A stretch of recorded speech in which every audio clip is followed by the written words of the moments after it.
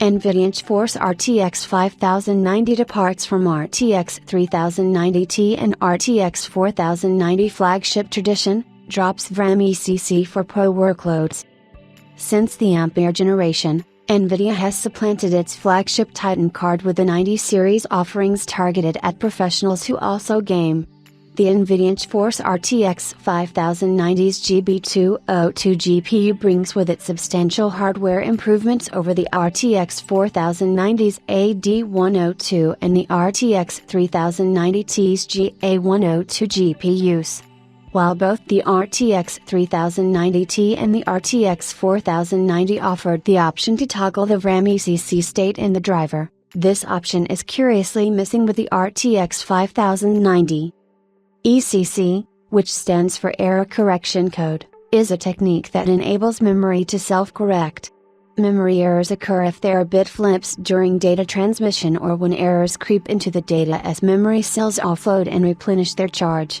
The self-correction is accomplished either by a dedicated 9th memory chip that checks for parity among the other 8 chips on the RAM module, known as on-die ECC, or at the level of the memory controller, DRAM ECC. Consumer DDR5 system memory supports ECC but not in its entirety. By default, DDR5 RAM can detect multi-bit errors but can only correct single-bit errors through built-in data checking. Because of the fundamental way in which DDR5 splits 64-bit memory into two 32-bit subchannels, DDR5 ECC RAM comes in 72-bit, 32 plus 4, EC4 or 80-bit, 32 plus 8, EC8 modules. ECC memory is rarely needed for most consumer use cases. If you're unsure about this term, chances are you probably won't need ECC memory.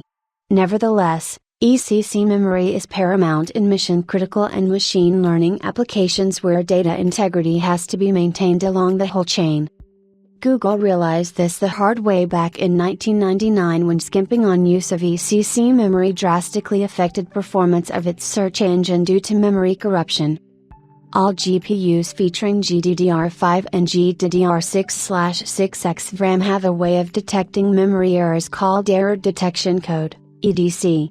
Nvidia GPUs refer to this function as Error Detection and Replay, EDR, which is a way of requesting retransmission of bits from the memory controller after performing a cyclic redundancy check, CRC. EDR helps in minimizing pixel artifacts when the RAM is overclocked, though it may slightly affect performance. Although not widely discussed, a distinguishing feature found on the Nvidia GeForce RTX 3090 Ti and the RTX 4090 desktop GPUs is ability to toggle between ECC and non-ECC memory states via the driver. However, this feature is absent in the new RTX 5090. The RTX 3090 Ti and RTX 4090 implement something called a soft ECC. This approach does not involve a separate chip for maintaining parity. Instead, enabling this feature allocates a portion of RAM to function similarly to a on-die ECC module. As a result, the total available RAM and memory speed are decreased. In the case of the RTX 4090, the usable RAM is reduced from 24 GB to 22.5 GB, with 1.5 GB being set aside for ECC functions. Toggling the ECC state impacts performance as seen below. With ECC activated on the RTX 4090, trademark Speedway scores decrease by 6.4%, while Cyberpunk 2077 2.21 Phantom Liberty experiences approximately a 5% reduction in average FPS.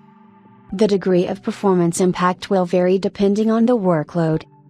With GDDR7, JEDEC has incorporated on-die ECC as part of the VRAM specification, taking into account the increasing likelihood of errors due to higher memory densities. GDDR7 uses on-die ECC with a transparency protocol that informs the memory controller about the type of errors encountered. According to JEDEC, GDDR7 is capable of 100% correction of 1-bit errors and 100% detection of 2-bit errors, although the detection rate drops slightly to 99.3% for rare 3-bit errors.